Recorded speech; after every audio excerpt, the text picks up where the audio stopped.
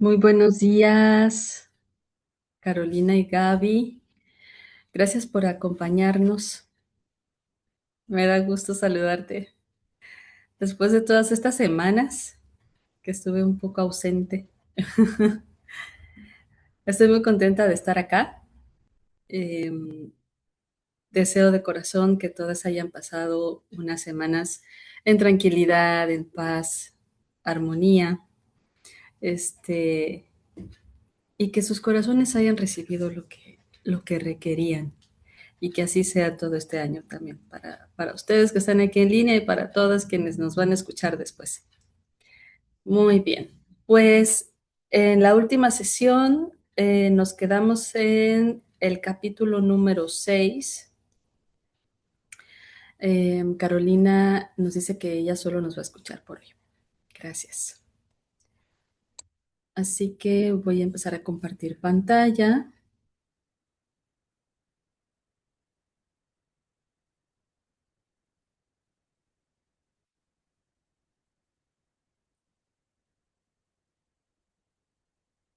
Aquí estamos.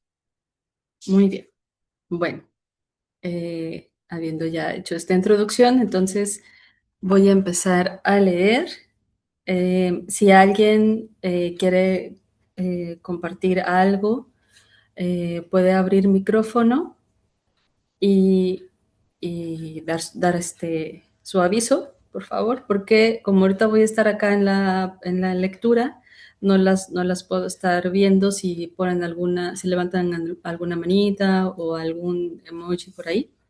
Entonces mejor abren el micrófono y me comentan. Gracias. Muy bien. Capítulo 6. Sostener y reparar, dos funciones para el padre. El rol del padre como apoyo emocional. La función del padre tiene dos tiempos. La primera se refiere al sostén entre los 0 y los 2 años. Y el segundo se refiere a la separación, después de los 2 años del niño, que coincide con el momento en que el niño empieza la separación emocional de la mamá, construyendo su propio yo. El apoyo. Esta es una actitud difícil de comprender para madres y padres en los tiempos posmodernos. El sostén se refiere al cuidado y la contención ejercidos por el padre hacia la madre para que ella pueda cumplir con su rol de maternaje. Requiere una actitud muy activa. ¿Qué significa sostener la maternidad? 1. Facilitar la fusión mamá-bebé, permitirla y defenderla. Para que una madre esté en condiciones de sumergirse en la fusión, necesita despojarse de todas las preocupaciones materiales y mundanas. Precisa tener delegadas todas las tareas que no son imprescindibles para la supervivencia del niño, es decir, todo lo que no se refiera a amamantar, acunar, calmar, higienizar, alimentar y apoyar al recién nacido. Las tareas domésticas, el cuidado de hijos mayores, la organización del hogar, el dinero, los conflictos con otras personas, las relaciones interfamiliares, la salida al mundo y las decisiones mentales deben ser resueltas por el hombre, tomando decisiones pertinentes para liberar a la madre del reino de lo terrestre. Para la mujer puérpera es un periodo celestial en el que su conciencia opera más allá de la lógica y la casualidad. Es necesario estar despojadas de pensamientos racionales para admitir que atravesamos una realidad milagrosa y sin sentido aparente. La vida cotidiana continúa con sus exigencias y ritmos, y es justamente tarea del hombre hacerse cargo de organizar y dirigir la rutina doméstica. 2. Defender de la fusión del mundo exterior, apabullados por los consejos, las críticas, los sermones que circulan acerca de lo que hay que hacer. Resguardar el nido. Ser un intermediario, constituirse en muralla entre el mundo interno y el mundo externo. Casi todo lo que llega del mundo exterior resulta hostil a la madre, porque funciona en una frecuencia demasiado elevada y veloz para la sutilidad del recién nacido y desequilibra el mundo emocional de la mujer puérpera. Las madres fusionadas necesitan un defensor aguerrido que le permita retrotraerse a su función específica sin necesitar amarse contra el afuera. Toda energía dispersa en defenderse es energía perdida para la crianza del niño. Concretamente, el hombre debería velar para que la madre y el niño dispongan de silencio e intimidad, para que haya pocas personas en la casa o solo las que la mujer requiera, y proveer al nido solo lo necesario en alimento, confort y tranquilidad. Es interesante observar a la mayoría de las aves. El macho entra y sale del nido acercando alimento y vigilando que ningún intruso se acerque, mientras la hembra no se mueve del nido. 3. Apoyar activamente la introspección, es decir, permitir que la madre explore la apertura de su sombra, vivenciando con libertad e intimidad la experiencia del florecimiento de su madre interior. El apoyo y el acompañamiento afectuoso permitirá a la madre no asustarse de sus partes ocultas, confiar en el proceso y saber que hay una mano tendida para tomar en los tramos más duros. No importa si el hombre comprende o no de qué se trata, solo importa saber que algo sucede y que tal vez la comprensión racional aparezca más tarde. No hay mucho para comprender, es tiempo de atravesar. 4. Proteger. Hay muchas maneras de proteger. En nuestra sociedad esto se refiere principalmente a lo económico. Es el padre quien consigue, gana, administra y organiza el dinero del hogar para cubrir las necesidades básicas de la diada mamá-hijo. Liberar a la madre de estas preocupaciones le permite sostener la fusión y la maternidad del periodo inicial. El hombre conserva espacio psíquico disponible para tomar decisiones, buscar ayuda, organizar el funcionamiento familiar y resolver cuestiones del mundo material. 5. Aceptar y amar a su mujer. Lo esencial en este periodo no es cuestionar las decisiones o intuiciones sutiles de la madre, que surgen como torbellinos incontrolables, ya que responden a un viaje interior en el cual está embarcada y del cual no tiene el control.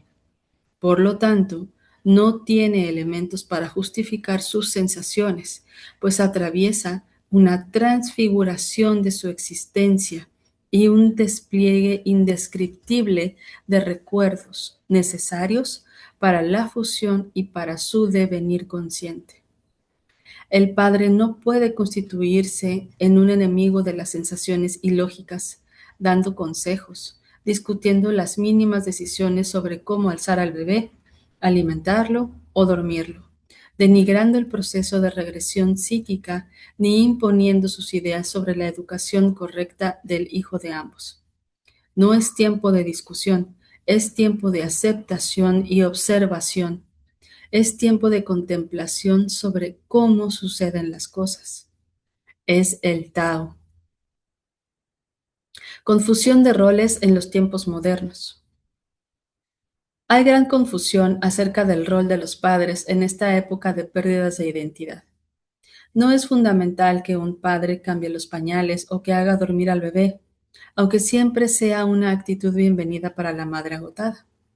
Sin embargo, en el caso en que el padre se ocupa de cambiar pañales, pero no está en condiciones de sostener emocionalmente a la mujer, el desequilibrio familiar es inmenso. Toda mujer puede cambiar los pañales a su bebé, pero esta o cualquier otra tarea se vuelve inconmensurable si no cuenta con suficiente sostén emocional. Los padres creen entonces que no tienen nada importante que hacer si la madre es la única que se ocupa del bebé. Sin embargo, en la medida que activamente sostenga a su mujer, queda por completo involucrado en la tríada. No es necesario que el padre esté dentro del torbellino emocional, porque no es su función. Al contrario, se necesita alguien que mantenga su estructura emocional intacta, sosteniendo el mundo material para que la madre no se vea obligada a abandonar el mundo emocional en el que se halla sumergida. El padre no tiene que hacer de madre, tiene que apoyar a la madre en su rol de maternidad. Los roles familiares se establecen inconscientemente desde la constitución de la pareja. En mi experiencia profesional constato dos esquemas muy frecuentes. Mujer-hombre. Durante el noviazgo o la convivencia sin hijos, tanto el hombre como la mujer conservan espacios propios. Estudio, trabajo, relaciones personales afectivas. Aunque la mujer habitualmente sostiene emocionalmente al hombre, lo ayuda a estudiar para licenciarse en la facultad, mantiene una relación amable con los padres de él, más de lo que él mismo establece, se ocupa de los hijos de su primer matrimonio, acomoda sus horarios acordes a los de él, etc. Esto lo forjamos con total espontaneidad y amor, conservando espacios propios, afectos e intereses personales. Cuando nace el primer hijo, la mujer retira el sostén hacia el hombre para prodigarlo al bebé. El esquema que establecen sin darse cuenta es el siguiente: madre, padre, hijo. La mujer, acostumbrada a procurar afecto y sostén a alguien, retira el sostén hacia el hombre para guiarlo hacia el hijo, al que debe criar. Así el padre, cuando queda excluido de la diada y la madre termina sin apoyo para la crianza del niño, este funcionamiento produce insatisfacción e infelicidad para todos. El padre se siente solo, celoso, abandonado e inútil. La madre se siente desamparada, sola, agotada y ocupada con tantos menesteres que no son propios del puerperio. También se establece en algunos casos el siguiente esquema: madre arriba y padre e hijo por debajo. Es decir, una madre que es sostenedora tanto del padre como del hijo. Un padre infantil reclamando atención. Un hijo a veces desplazado del lugar desde donde recibir atención. En un esquema equilibrado y armónico, la pareja debería constituirse con un funcionamiento similar al siguiente: mujer-hombre equilibrado, mismo nivel. Se refiere a un sostén emocional de ida y vuelta. Cada miembro de la pareja se ocupa y satisface las necesidades y deseos del otro, apuntando al bienestar y al equilibrio de ambos. En estos casos, cuando nace el hijo, se establece un intercambio así: padre-madre, madre-hijo. Se refiere a un padre que sostiene emocionalmente a la madre, que sostiene emocionalmente al niño. La flecha que va del hombre hacia la mujer ya estaba en funcionamiento antes de la aparición del hijo real.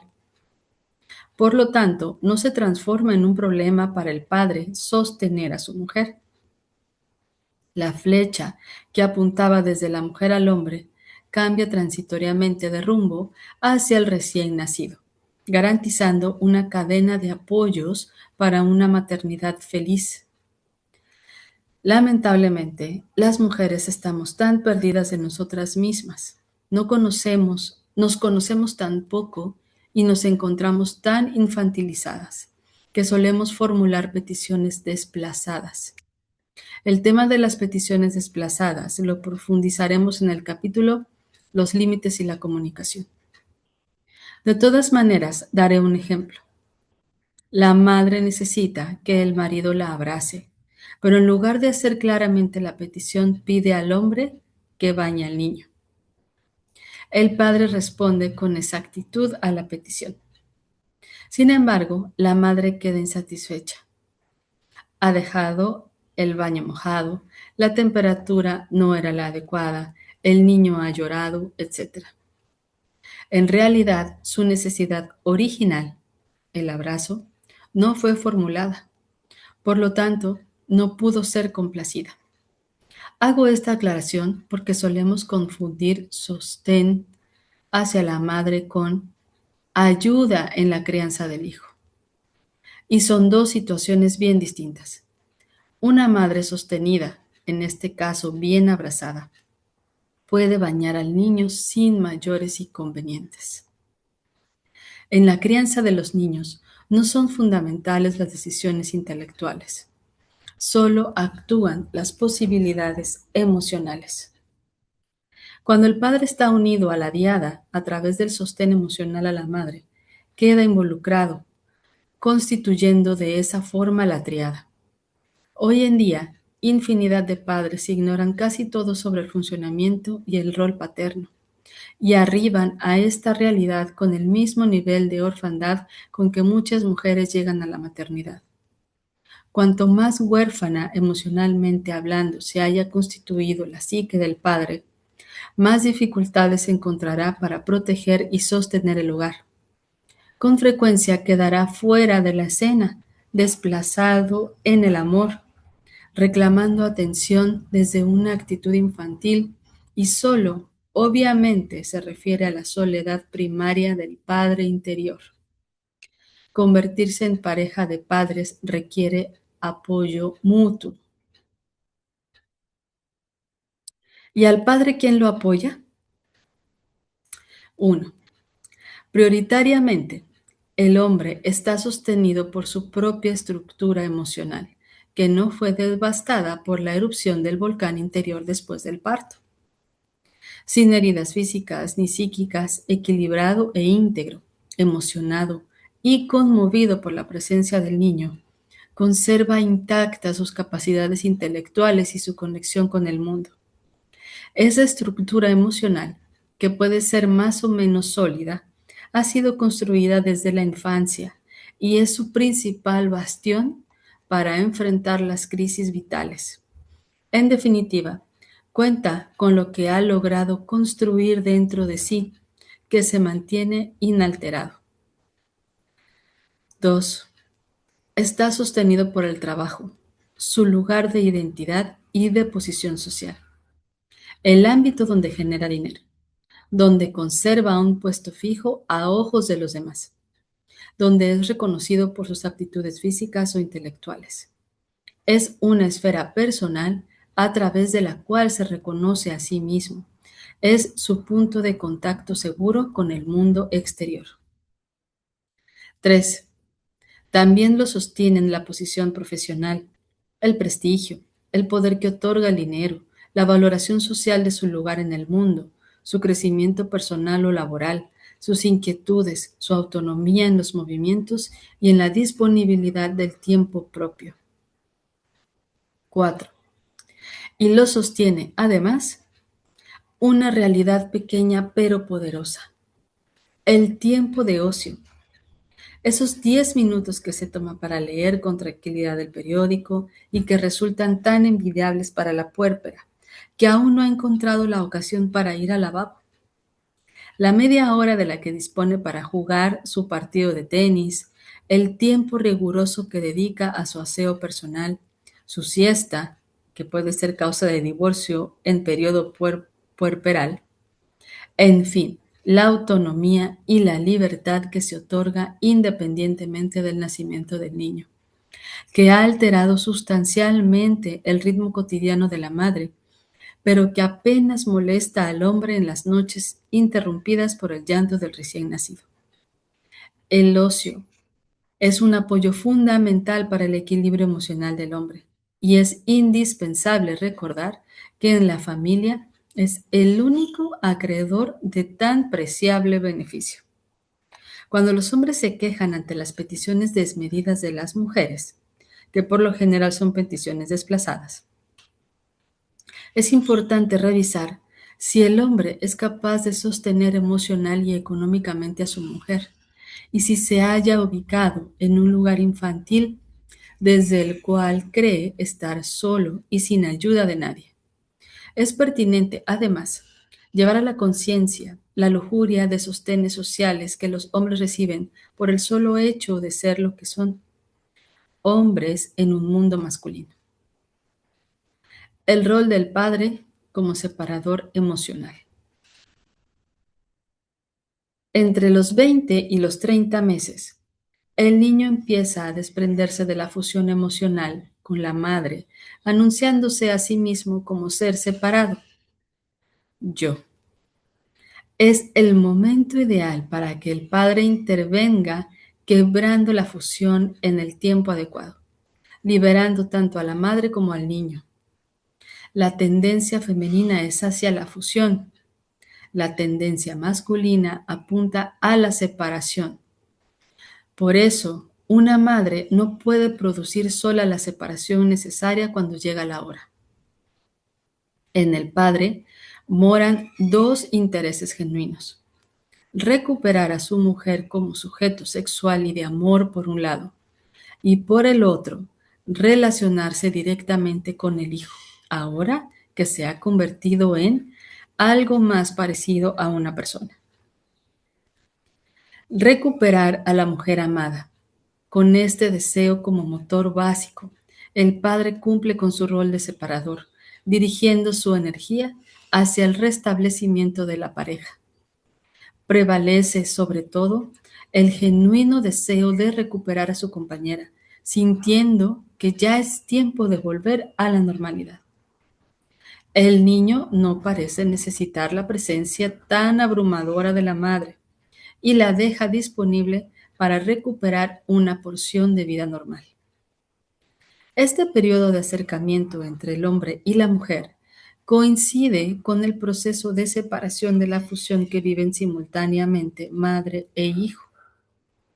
El niño se va convirtiendo en yo soy y la madre va recuperando también su yo soy separada del niño, recobrando el modo original y provisoriamente perdido de transitar por el mundo terrenal. Para lograr la separación emocional, es un alivio para la madre que el hombre la reclame. En esta reconquista de espacio psíquico disponible, suele aparecer el segundo embarazo. De hecho, casi todos los hermanos cuentan con una diferencia entre 2 y 3 años, porque cuando una madre va emergiendo de la fusión, está en condiciones de volver a empezar. El padre se para cuando detiene al niño diciéndole: esta mujer es mía. Ahora estamos mamá y yo conversando y tienes que esperar. O bien, esta salida es solo para nosotros dos. Quiero salir a solas con mamá. Este periodo se caracteriza por una vuelta a la normalidad en la pareja. En una familia armónica se representa con el siguiente esquema: madre, padre, hijo. Los padres retoman un vínculo recíproco de sostén y ambos sostienen la crianza del niño. 2. Relacionarse directamente con el hijo es posible ahora que el hombre tiene un interés genuino. Muchos hombres aseguran que lograr vincularse bien con los niños, cuando se puede conversar, justamente coincide el inicio del lenguaje verbal con el periodo de separación emocional, entre los 2 y los 3 años.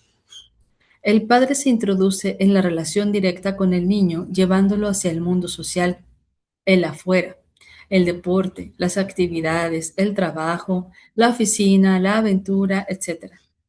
El padre es quien sienta al niño frente al volante del coche, lo lleva a pescar, le enseña trucos. En definitiva, son los padres quienes colocan a los niños en el mundo adulto. Esa tarea es contradictoria para las madres. De hecho, la adaptación a la guardería o cualquier situación nueva resulta más exitosa si es el padre quien acompaña en el desprendimiento. La separación es masculina y la fusión es femenina. Pretender hacer lo que le toca al otro por naturaleza nos somete a malas experiencias. Quiero aclarar que es indispensable conocer los tiempos reales de maduración del ser humano para adaptar nuestros deseos a la esfera de lo posible. En este sentido, si un padre pretende recuperar a su mujer a los 3 meses de haber parido, sencillamente va a someterla a su deseo o necesidad personal en oposición franca a las posibilidades sensatas de la diada.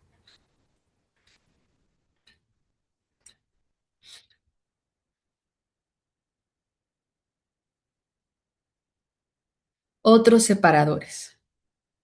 Cuando no hay un padre presente o bien el padre no logra actuar como separador, la madre necesita permitir que algo o alguien ocupe ese rol.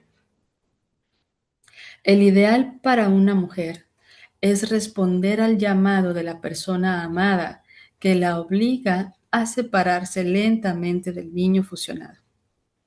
Por eso, a partir de los 2 años de edad del niño, es recomendable buscar un señor que nos guste y con quien tengamos deseos de compartir situaciones de adultos.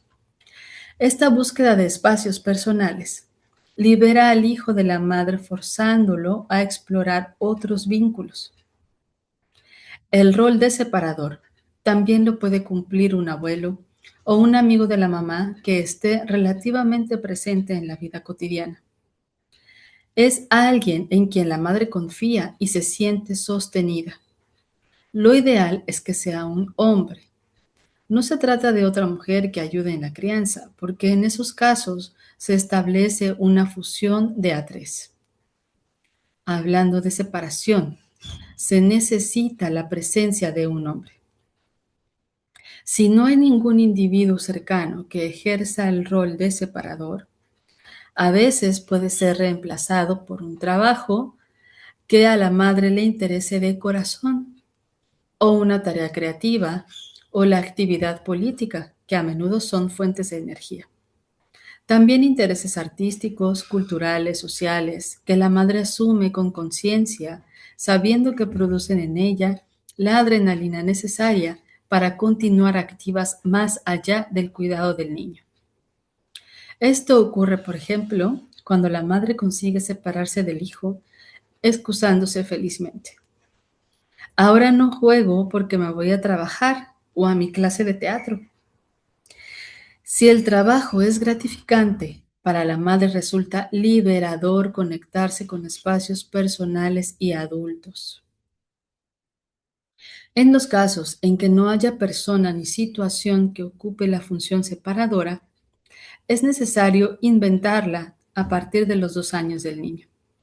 De lo contrario, la relación fusional extendida en el tiempo puede ser abusiva hacia el niño, atendiendo las necesidades afectivas de la madre, que retiene al niño para no quedarse sola, en lugar de resolver los problemas pendientes como adultos, liberando al niño y permitiéndole transitar su propio camino.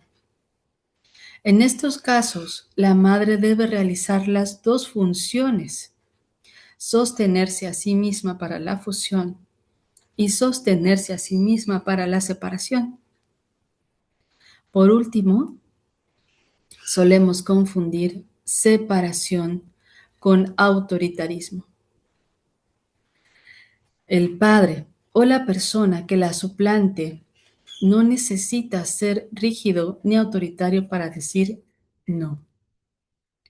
Ni las madres precisamos amenazar con la presencia del padre para obtener resultados. Vas a ver cuando venga tu padre. Se constituye en un pésimo sistema en el cual todos perdemos autoridad. El padre puede separar cariñosamente. Autoridad es erguirse sobre su propio eje. Cuando cada uno actúa su rol correspondiente, se nos concede autoridad. En cambio, un padre violento que pega para hacerse oír pierde crédito frente a los hijos y no está en condiciones de realizar la separación. La autoridad la conserva si tiene conciencia de su lugar de separador emocional y si puede decir amorosamente, mamá es mía y yo te acompaño a acostarte porque mamá está muy cansada y quiere dormir. Dentro de la pareja, cualquiera puede aportar claridad al otro sobre el rol para lograr funcionalidad. Es conveniente saber acerca del rol del otro y que el otro sepa sobre nuestro propio rol. En la manifestación de enfermedades o conductas molestas de los niños, cuando son mayores de 2 años y hay un padre que cumple con su rol de separador emocional, suelen manifestar también la sombra del padre. Les relataré un caso conmovedor.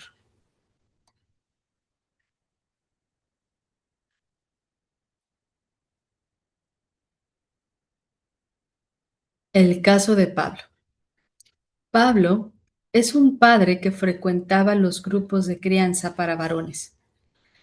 Muy comprometido en el funcionamiento familiar, un día narra su preocupación por Francisco, su hijo menor de 4 años. Francisco se accidentaba con frecuencia y cada vez se dañaba la boca partiéndose los labios. Como yo conocía a Pablo desde hace varios años, me animé a preguntarle si había algo que él no estaba pudiendo decir, algo oculto, secreto o doloroso, ya que Francisco parecía hacerse cargo de dañarse al punto de no poder hablar. Pablo se sintió conmovido y relató al grupo de padres que su hermana había fallecido hacía pocos meses a causa de SIDA. En su familia, Pablo era el único miembro que sabía que ella era víctima de esta terrible enfermedad. Habiéndose hecho cargo del secreto, de las peticiones explícitas de su hermana para que no develara que ella padecía de SIDA, y de las decisiones futuras sobre el niño que quedaba huérfano. Él había atravesado la agonía y el fallecimiento de su hermana, sosteniendo el secreto con respecto a la enfermedad innombrable.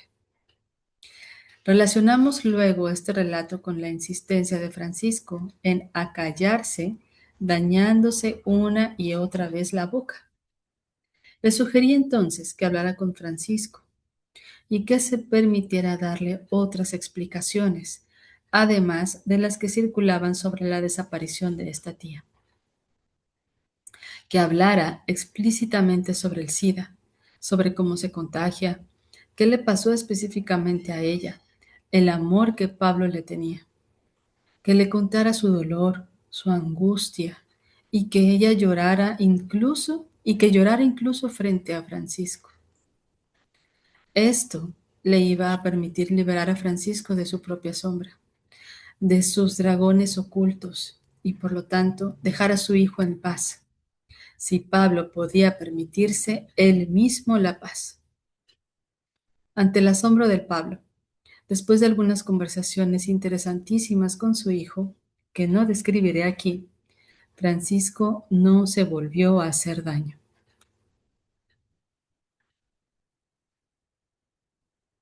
Sostener el lugar del padre aunque esté ausente.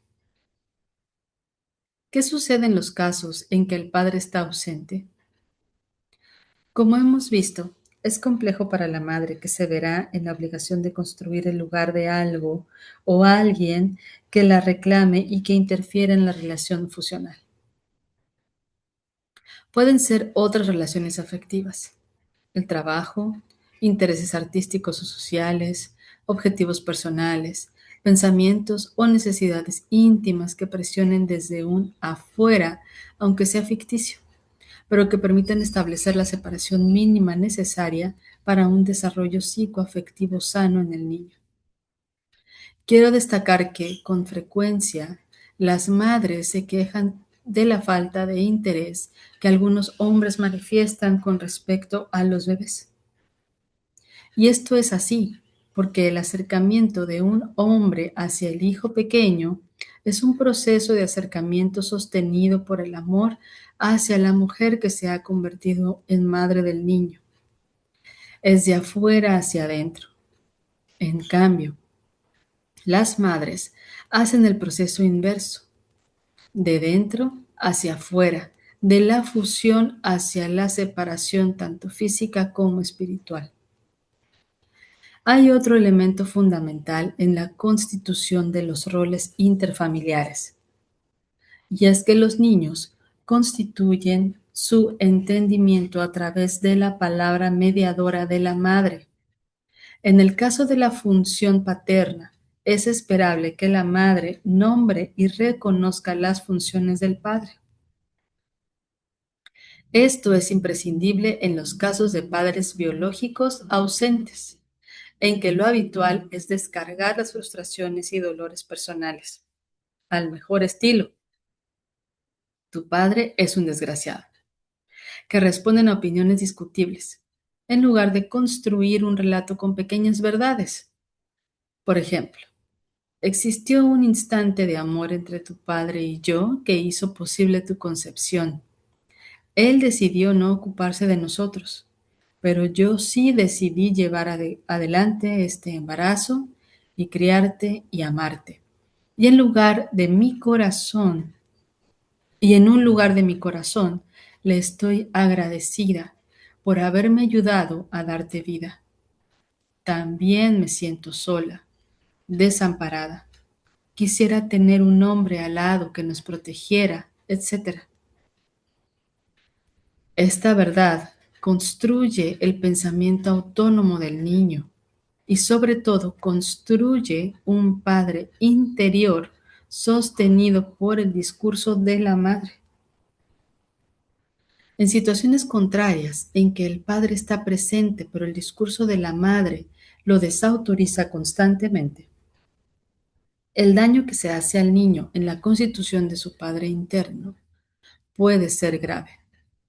Sería conveniente que las guerras que libramos entre adultos las peleáramos entre adultos, sin poner a los niños en el campo de batalla. Hay madres que tienen todos sus intereses personales puestos en el hijo. La consecuencia es un niño sobrecargado por el campo emocional de la madre.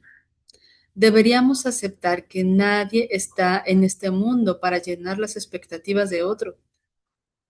Los hombres son piezas valiosísimas en este periodo de crianza.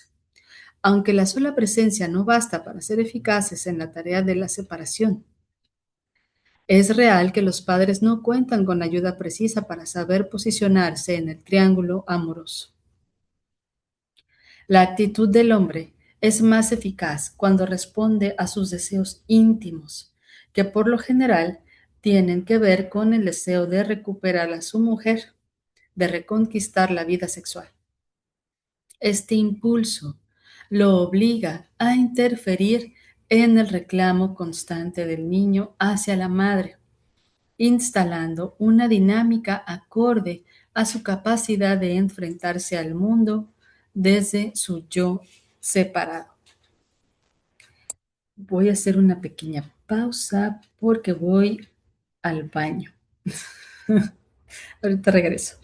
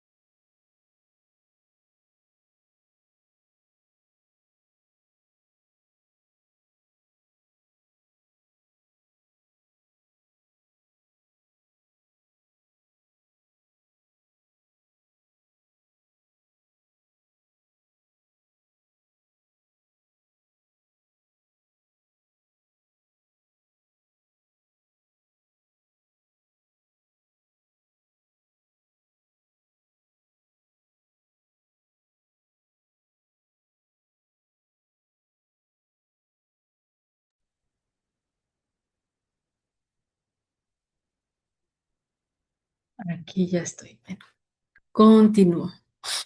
Em, en este sentido, las madres deberíamos estar más atentas a nuestras reales necesidades, pidiendo lo que de verdad queremos obtener: cariño, amor, atención, mirada, etcétera, en lugar de reclamar que el otro juegue con el niño. Por supuesto que es bienvenida como actitud, pero no hace a la separación emocional. Por otra parte, las madres deberíamos tolerar la incursión del hombre en este terreno de la crianza, donde nos sentimos dueñas y poderosas. Después de los 2 primeros años, el reino comienza a flaquear. El asunto de la separación emocional es un proceso lento, como toda la crianza. Creo que el ser humano se erige totalmente en persona separada en la adolescencia, cuando se revela, cuando enfrenta los parámetros sociales de los padres y busca fervorosamente un camino personal. Los docentes y las personas que trabajan con niños en escuelas primarias saben que el funcionamiento y el rendimiento de los niños se halla supeditado al equilibrio afectivo del hogar.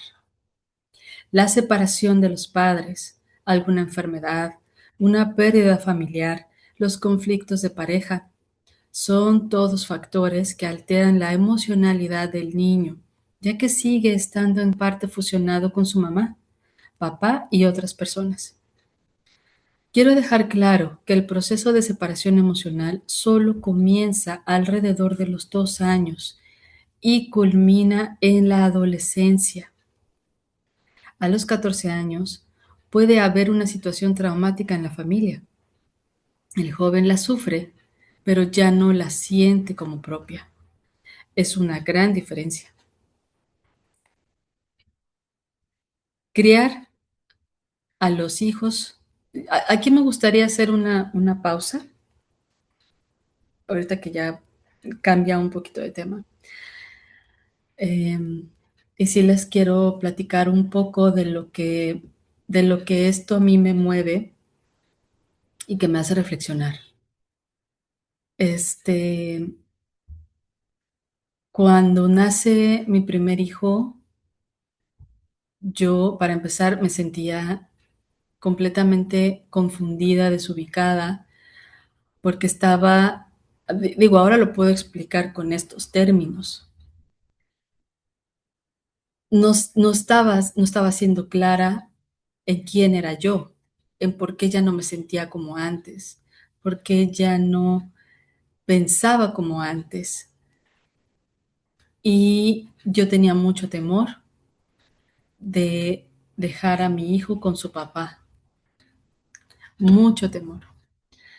Y entonces estaba la señora que, que nos ayudaba en casa, porque en esos años yo trabajaba en compañía todo el día, de lunes a viernes, y pues requeríamos de un apoyo en casa porque yo tampoco lo quería dejar en guardería ni en estancia. Entonces ella era de toda mi confianza y ella se quedaba en casa. Entonces eh, yo ahora comprendo que ella hizo esta fusión con el bebé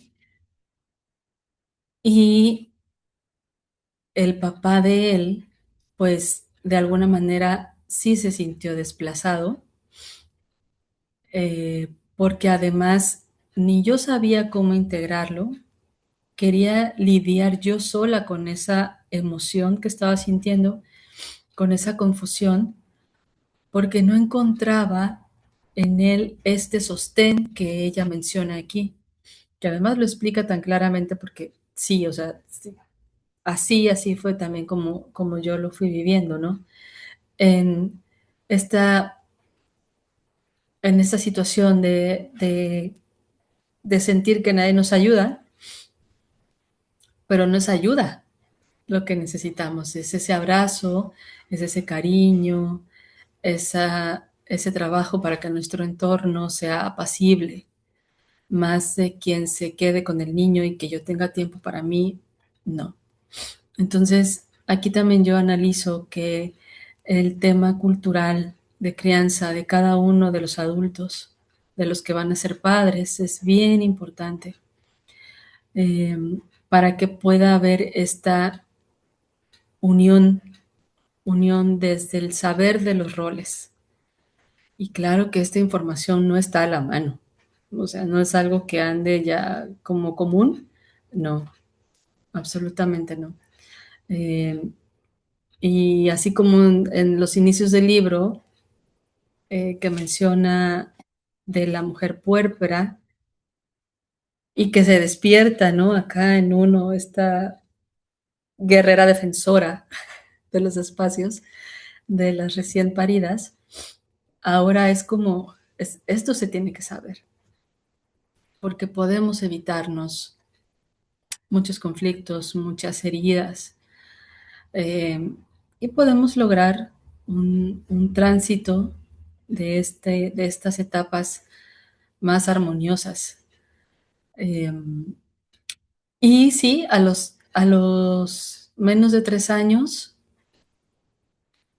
me vuelvo a embarazar. Sin embargo, había muchas situaciones externas porque en el trabajo que yo tenía, yo viajaba mucho. Ya a veces me iba por 2 semanas o a veces era un mes. Entonces, esto hizo que la separación sí fuera como forzada de mi primer hijo.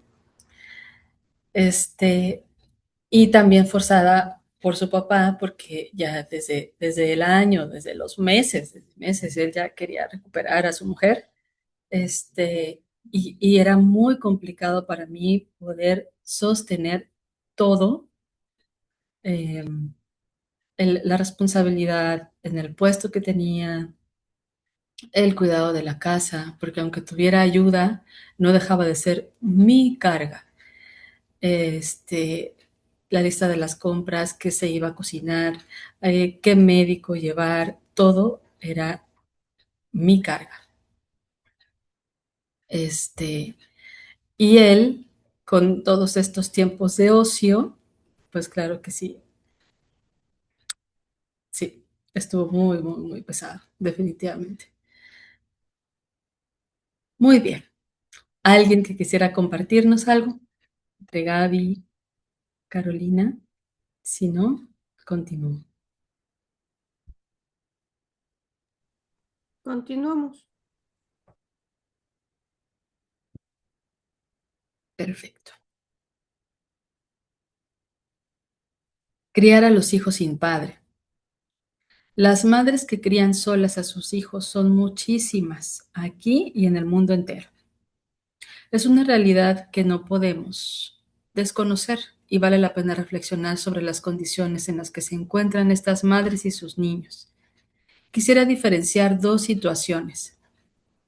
Uno, las mujeres que han sido abandonadas por el hombre o bien que partieron de una relación de pareja muy frágil con la fantasía de que el hombre se quedará a su lado por amor al hijo por nacer.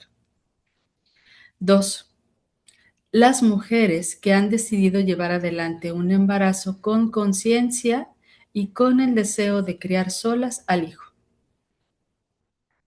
En el caso de las primeras, que lamentablemente son la gran mayoría, son recurrentes la fantasía primero y la rabia después, al constatar que ni recuperan al hombre, ni este bebé cuenta con un padre que se ocupe de él.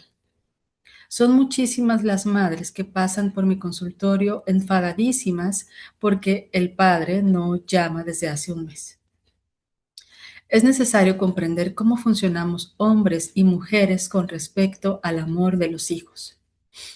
Para las mujeres es obvio que amamos a nuestros hijos por encima de todas las cosas. Los hombres, en cambio, construyen su amor por los hijos a través del amor hacia la mujer.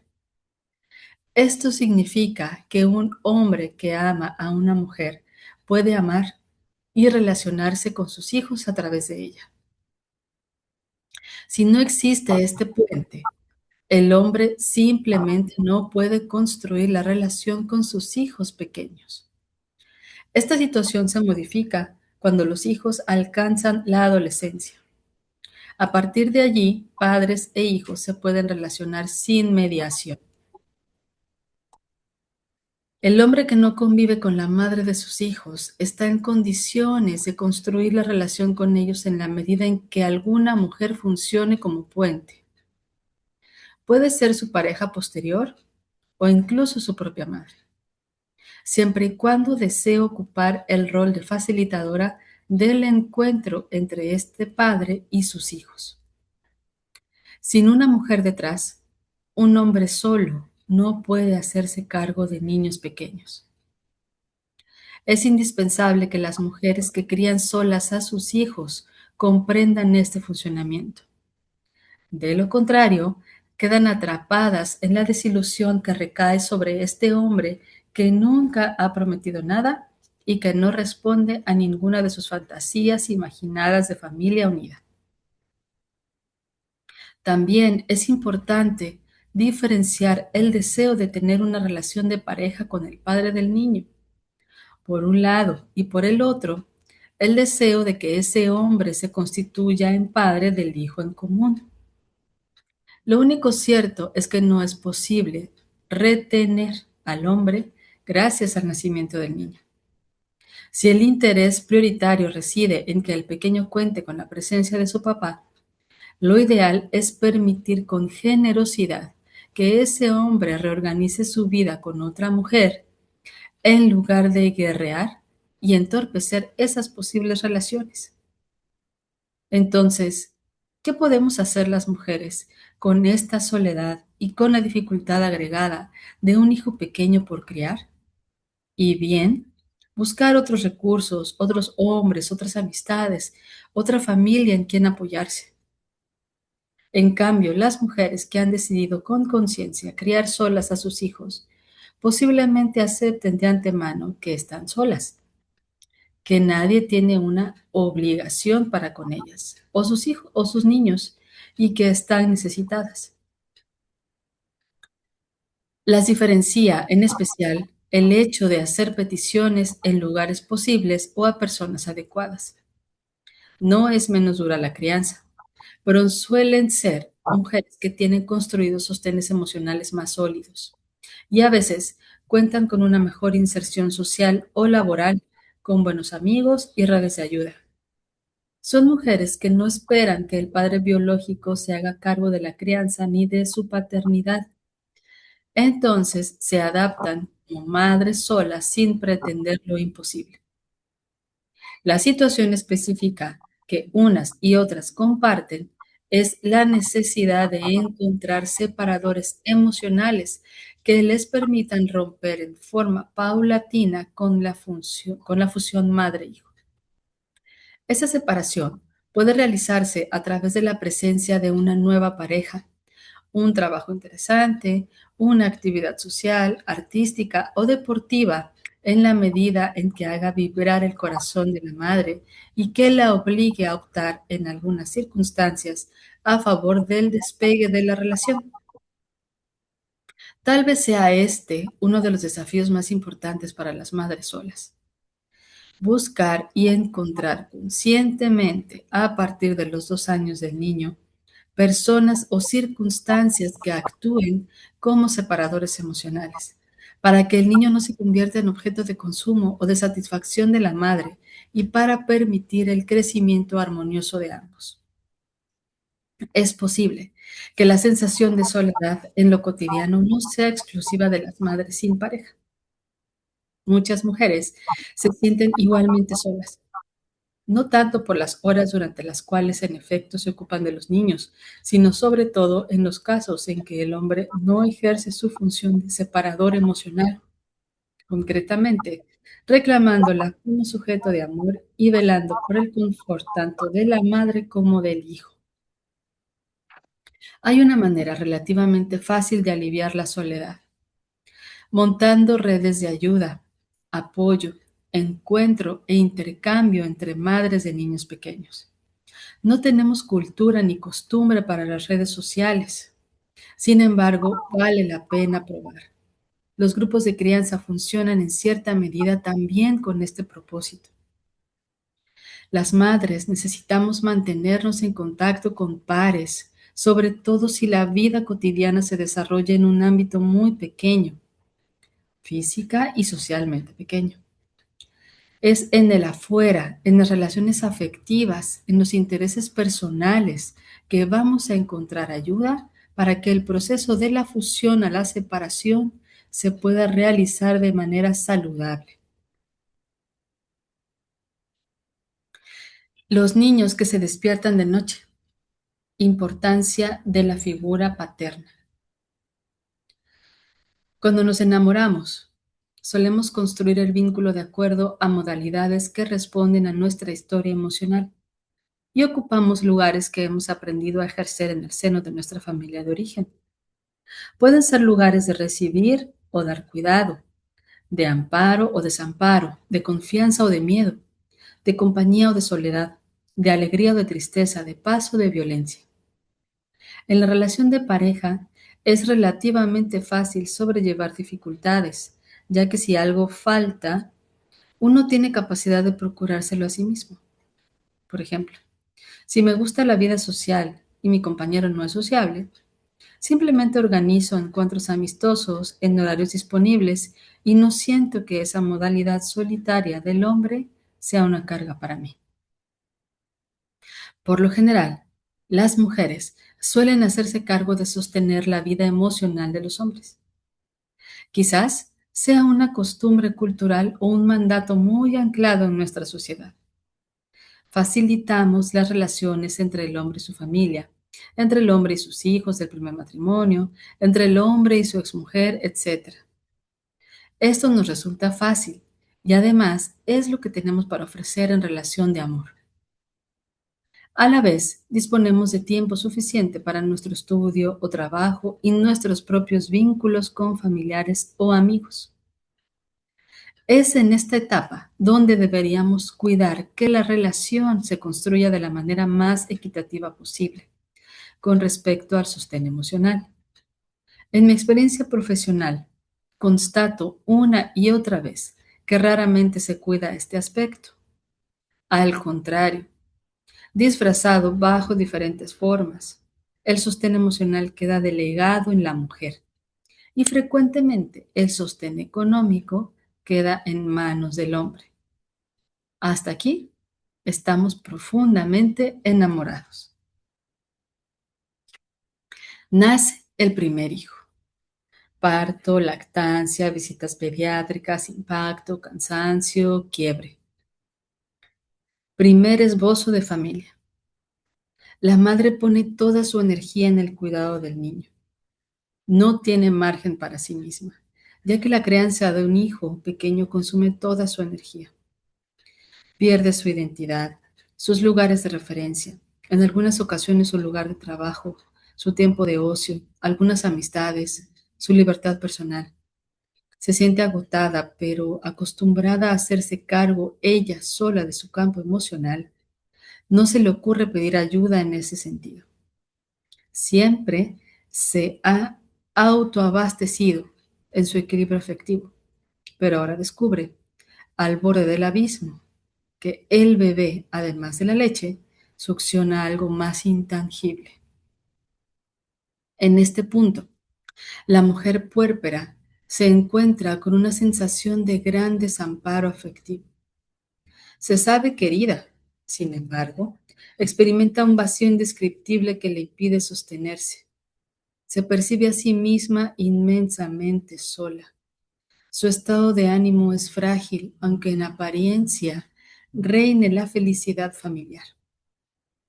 El hombre, por su lado, hace esfuerzos por satisfacerla, pero el abordaje resulta infructuoso, ya que el sostén emocional desde el hombre hacia la mujer no ha sido construido con anterioridad. Es ahora cuando esta dinámica se hace evidente, cuando la mujer no tiene margen emocional para poner al servicio de sí misma y necesita imperiosamente del sostén emocional del hombre. Véanse esquemas antes escritos. Aquí se juega una de las bisagras fundamentales para un funcionamiento familiar armónico y poco frecuente. Necesitamos comprender que la función primordial masculina en la constitución de la familia es el sostén emocional de la mujer y la función femenina es el sostén emocional de los hijos, sobre todo en los primeros años, que son muchos y más aún si hay varios niños. Por supuesto que los sostenes están apoyados en el vínculo de pareja, que debería estar anclado en la generosidad y el amor. En este sentido, creo que hay tres aspectos a tener en cuenta cuando comprendemos que solo una pareja armoniosa puede sostener la estabilidad emocional de la familia, a saber, uno, la contención del otro. Dos, la libertad. Si no, la contención se convierte rápidamente en control. Tres, el deseo de acompañar al otro en su propio desarrollo personal y espiritual y viceversa. Solo en la medida en que se cumplan estos compromisos mutuos, hombre y mujer estarán en condiciones de moverse de los lugares primarios, los que se manifiestan en respuesta directa al conflicto original de la infancia. De lo contrario, cuando aparecen los hijos, les sorprende el derrumbe, que experimentan con asombro y con cara de, a mí no me han avisado que tener un hijo era esto. Los roles se construyen, pero es necesario afinarlos con un máximo de interés por el otro cuando aparecen los hijos, porque todos nos fragilizamos, todos estamos más expuestos, más cansados y perdidos en la dificultad de vivir. La mejor pregunta que podemos plantearnos entre hombres y mujeres para facilitar el encuentro es, ¿qué necesitas de mí hoy? Qué importante pregunta. Sí. Debemos procurar ofrecer lo mejor de nosotros mismos a la persona amada, en lugar de poner expectativas en qué es lo que me ofrece el otro. Embarcarnos en un proyecto familiar requiere el máximo de generosidad y la convicción de tener que construir una cadena de sostenes para que la crianza de los niños sea posible. Este conjunto de virtudes que activa lo mejor de cada uno se llama familia.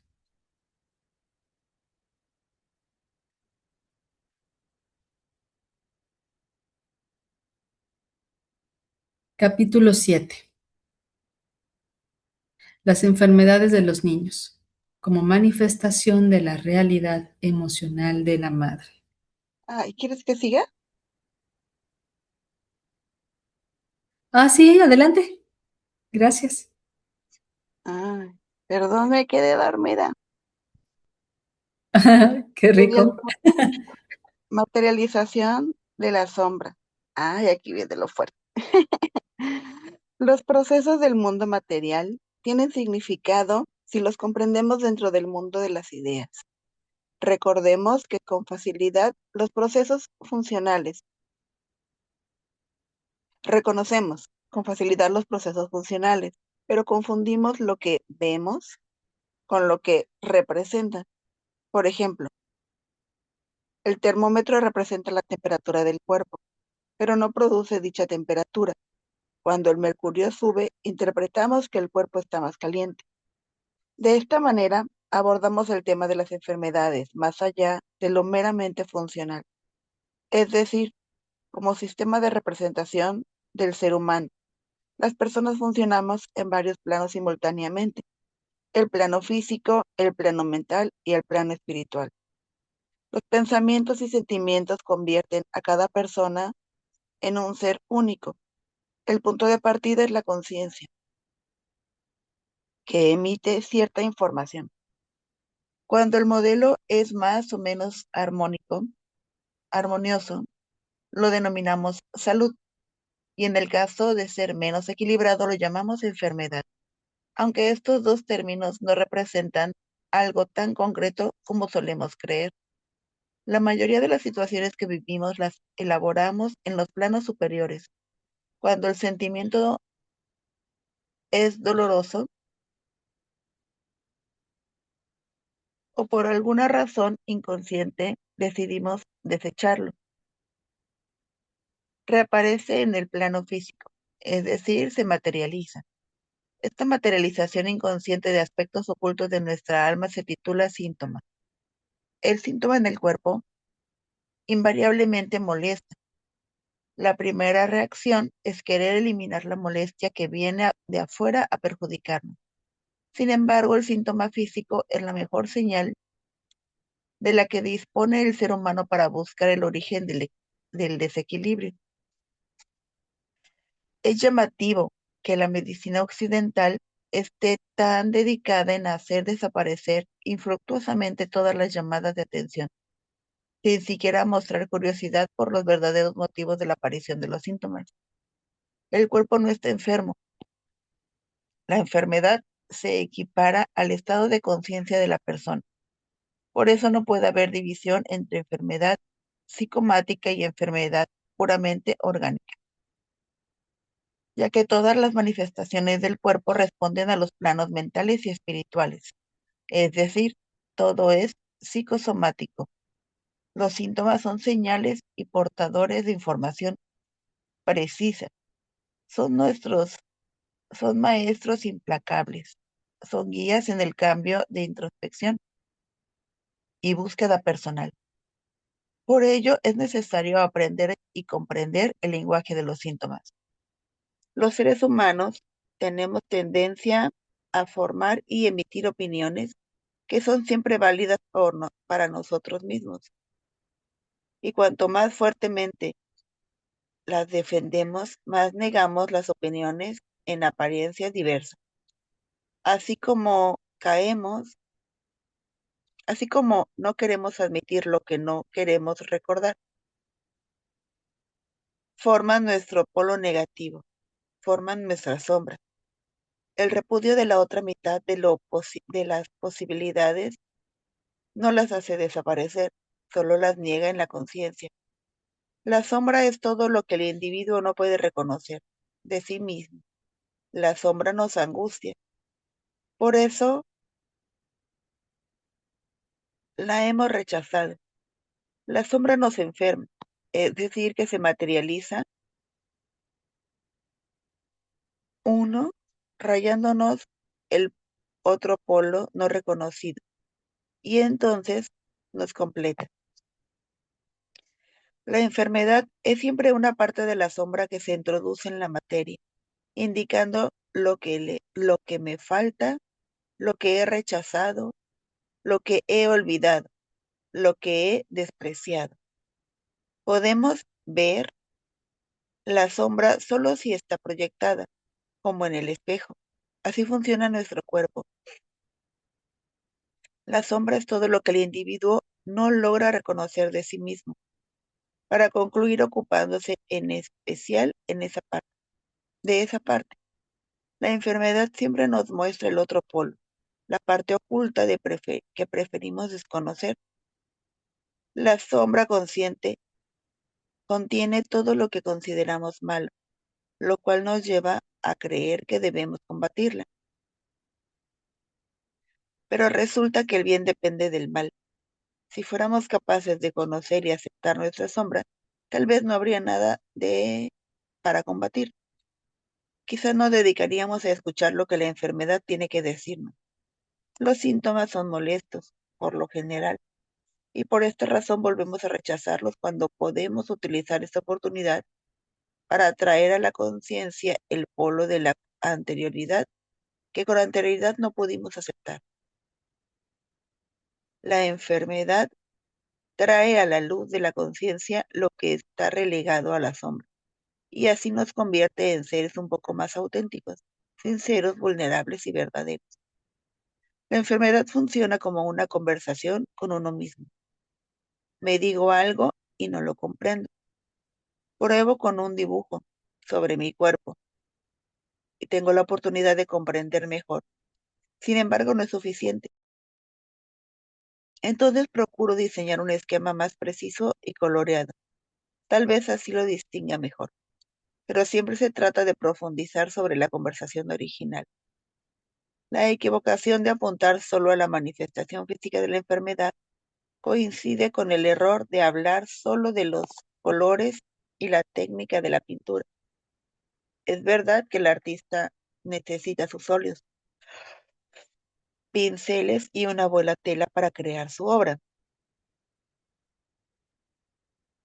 pero la obra artística es lo que transmite, nos concreta y nos emociona al observarla.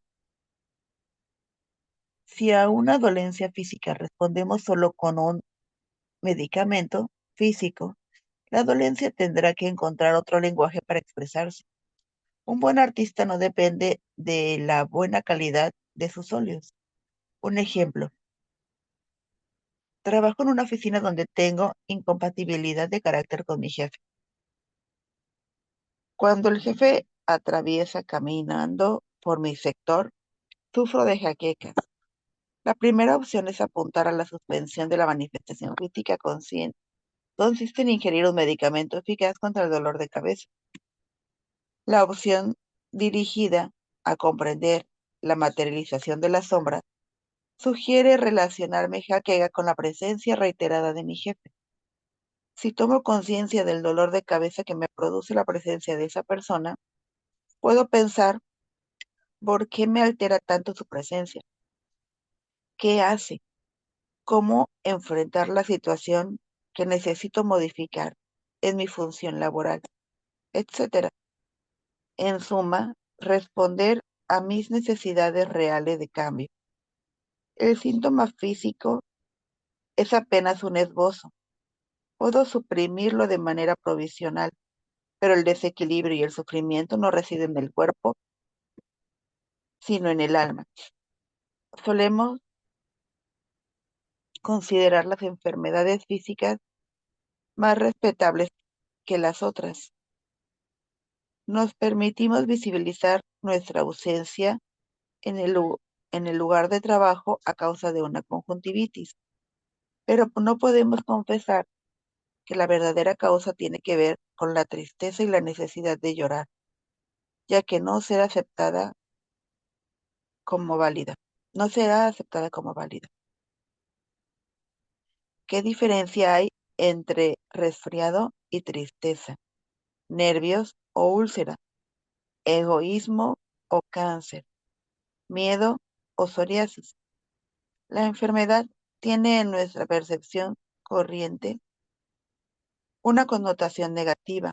Se supone que tenemos que luchar contra las enfermedades, ya que son terribles enemigos que nos acechan.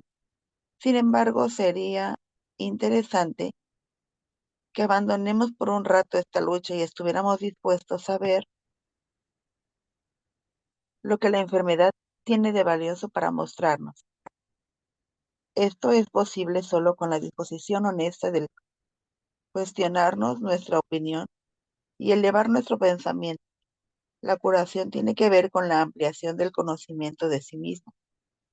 La enfermedad se produce en el cuerpo y por supuesto necesita una condición funcional para plasmarse, pero esa condición no es causante de la enfermedad, por ejemplo, un virus, sino que el ser humano lo utiliza como medio para realizar la enfermedad. Es la aparición de los síntomas. En la aparición de los síntomas puede haber causas funcionales muy diversas, pero estas son indiferentes para comprender el significado esencial de la enfermedad que la enfermedad tiene para esa persona en particular. Para intentar un acercamiento a la comprensión de la enfermedad, es necesario relacionar los síntomas con otros hechos físicos y emocionales, aunque a veces le damos muy poco valor por considerarlos insignificantes. También es preciso encontrar correspondencia con pensamientos analógicos, buscando coincidencia en las manifestaciones, en el lenguaje, en el relato de la dolencia, y situar el síntoma en el cuerpo, es decir, en la circunstancia en qué circunstancias hizo su aparición. Darse cuenta de que de a qué nos obliga el síntoma. Es otro dato interesante. Si pensamos que el síntoma nos completa, nos ofrece lo que nos faltaba, Es importante señalar que el síntoma siempre se anuncia primero en la mente, bajo la forma de idea, deseo, fantasía, temor. Solo cuando no es tenido en cuenta, reaparece en el plano material, en el cuerpo, por lo general de manera análoga. La enfermedad aparece cuando uno se halla en condiciones de dar un paso más en el camino de la comprensión. Las situaciones externas aparecen cuando las generamos desde nuestro interior. La medicina tradicional tiene como objetivo la desaparición de la enfermedad y más aún la desaparición de los síntomas. Luchar contra la enfermedad es luchar contra nosotros mismos, contra nuestra sombra, que también somos nosotros, y por eso falla. El objetivo nunca debería ser la desaparición del síntoma, ya que él nos permitirá comprender el camino a seguir. La medicina académica inventa especialidades cada vez más pequeñas y separadas del cuerpo humano. Genera recursos para tratar los órganos y las diferentes partes del cuerpo y descuida al individuo enfermo que habita ese cuerpo. Escuchar realmente un síntoma nos obliga a ser más sinceros con nosotros mismos. No tenemos otro amigo más sincero, alguien que nos muestre las cosas con tanta crudeza. Combatir la enfermedad es creer que la enfermedad es un obstáculo y que está contra nosotros mismos. En vez de aceptar que es parte nuestra y que nos da la posibilidad de hacernos más completos, de generar el cambio de curación, el camino de curación. Los síntomas no están divididos en categorías. Simplemente hay que comprender su lenguaje análogo. Incluso no importa si los padecimientos en el propio cuerpo o en el cuerpo o actitud del hijo pequeño, cuando estamos fusionados emocionalmente con él. Por ejemplo, si anhelamos momentos de soledad, pero no logramos dejar un espacio en nuestra rutina cotidiana, aparece un signo físico que nos obliga a cumplir esa necesidad de soledad, un ataque de alergia que nos hace estornudar tanto que a veces que los demás se alejan, o un episodio de asma en el que recibimos la indicación médica de un reposo urgente en la cima de una montaña, donde el aire es más puro, etcétera. A través de las enfermedades obtenemos lo que necesitamos. A veces aparece una necesidad abrumadora de reposo, soledad, oscuridad y recogimiento. Podrías vivirlo en positivo, con conciencia, aceptando esa voz interior y encontrando la manera posible de llevarlo a la práctica. Si no prestamos atención a nuestra voz interior, nuestra sombra se ocupa de producir indefectiblemente la solución a nuestra legítima necesidad, pero en negativo. Por ejemplo, sufrimos un pequeño accidente que nos obliga a estar en reposo en una clínica, con horario de visita restringido, a oscuras y en actitud de recogimiento y meditación. Podríamos definir salud como una permanente búsqueda de apertura y aceptación hacia los procesos internos. Tal vez una definición más acertada de la palabra enfermedad se refiera a la poca conciencia de los estados internos y la no aceptación del lenguaje de los síntomas que necesitamos descifrar. Es sobre la base de estos conceptos que vamos a abordar las enfermedades más frecuentes en los niños pequeños. Una mirada diferente sobre las enfermedades más frecuentes en los niños pequeños. Así como los adultos necesitamos la enfermedad para materializar y comprender con mayor precisión nuestros desequilibrios, los bebés y niños pequeños funcionan también como espejo de la desarmonía de los mayores con los que están en relación de fusión. El cuerpo se constituye en una apertura emocional y espiritual, tal que permite manifestar las partes de la sombra de la madre que ella esté dispuesta a elevar a su conciencia. Frente a las enfermedades, los seres humanos solo tenemos preguntas, y no es mi propósito hacer creer que dispongo de un arsenal de respuestas. Al contrario, la propuesta es la de generar cada vez más preguntas.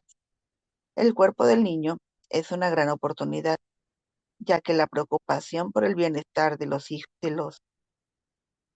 lujos nos puede ayudar a ampliar nuestro sistema de creencias y buscar un poco más allá, y sobre todo nos da, por definición, ay, perdón.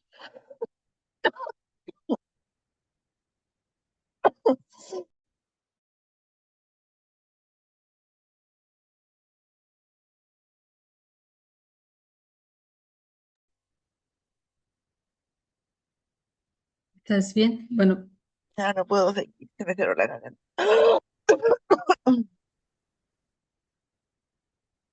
voy a continuar, ¿sale? Igual y ya vamos a terminar la sesión de hoy. Tómate un vasito con agua.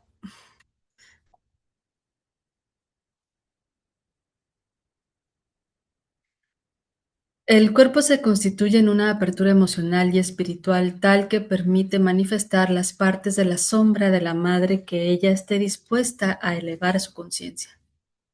Frente a las enfermedades, los seres humanos solo tenemos preguntas y no es mi propósito hacer creer que dispongo de un arsenal de respuestas. Al contrario, la propuesta es la de generar cada vez más preguntas. El cuerpo del niño es una gran oportunidad, ya que la preocupación por el bienestar de los lujos nos puede ayudar a ampliar nuestro sistema de creencias y buscar un poco más allá, y sobre todo no dar por definitiva ninguna respuesta, por más acertada que parezca. En la búsqueda de respuestas con respecto a las enfermedades o manifestaciones molestas de los niños pequeños, haremos una aproximación con una progresión bien definida. 1. Pensar si las necesidades básicas del niño están satisfechas. Me refiero a suficiente contacto corporal con la madre o la persona que la suplante, fusión emocional, alimentación adecuada, mirada hacia su especificidad de ser humano pequeño, respeto por sus ritmos de sueño y vigilia, calor humano, felicidad en el entorno, etcétera. Es muy importante no perder de vista que lo básico es prioritario. No podemos hablar de felicidad si hay hambre, ya que con el afán de encontrar la sombra de la madre en la angustia de un niño, nos olvidamos de comenzar por lo más sencillo. 2. Búsqueda de la sombra de la madre. Esto es posible usualmente con apoyo externo o con la asistencia de una elaboración terapéutica de cualquier tipo. Introspección, meditación, técnicas corporales, charlas con amigos, etc. Nos referimos a la sombra, es decir, la que no está al alcance de la vista. Es de mucha omnipotencia creer que solo con pensarlo estaremos en condiciones de resolver nuestros conflictos presentes o pasados. Las mujeres que nos convertimos en madres tendemos a sentirnos omnipotentes, por lo tanto muy astutas. Si fuera tan obvio, no habríamos necesitado relegarlo a la sombra. 3. En los casos de niños de más de 2 años, a veces nos encontramos con el inicio de la constitución de su propia sombra, paralelamente a la estructuración del yo separado. Aparece también su yo oculto, partes de la sombra que se refieren a su propia e individual experiencia. Además, los niños mayores de 2 años representan a veces parte de la sombra del padre o de otra persona con quien inician una relación afectiva importante. 4. Hay otro aspecto de la sombra de la madre que se activa con el nacimiento de los hijos y que suelo llamar la madre, debe ser la madre interior que nos habita. Sobre este tema también hablaremos más adelante. A grandes rasgos, podemos afirmar que buscar la salud del niño pequeño equivale a liberarlo de la sombra de su madre. Para esto es indispensable que las madres comiencen a cuestionarse con mayor humildad en lugar de relatar con comodidad las enfermedades de sus hijos, como si fueran hechos ajenos a su propio entender emocional. Bueno, nos quedamos hasta aquí, que en el libro sería la página 151 y ya entrando en detalle de los resfriados y la mucosidad.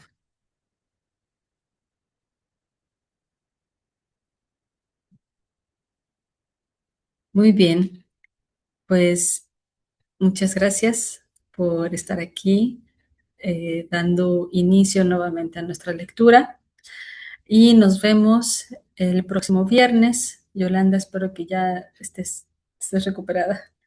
Gracias por tu intervención en la lectura de hoy. Te mando un abrazo.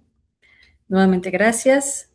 Que tengan buen fin de semana y nos vemos próxima semana. Gracias. Mucho Bye. que reflexionar sobre el texto. Muchísimo. Así es. Ahí voy a dejar unos parrafitos en el grupo para compartir lo que hoy recorrimos. Muy profundo. Ahora sí. Gracias, un abrazo. Un abrazo. Bye.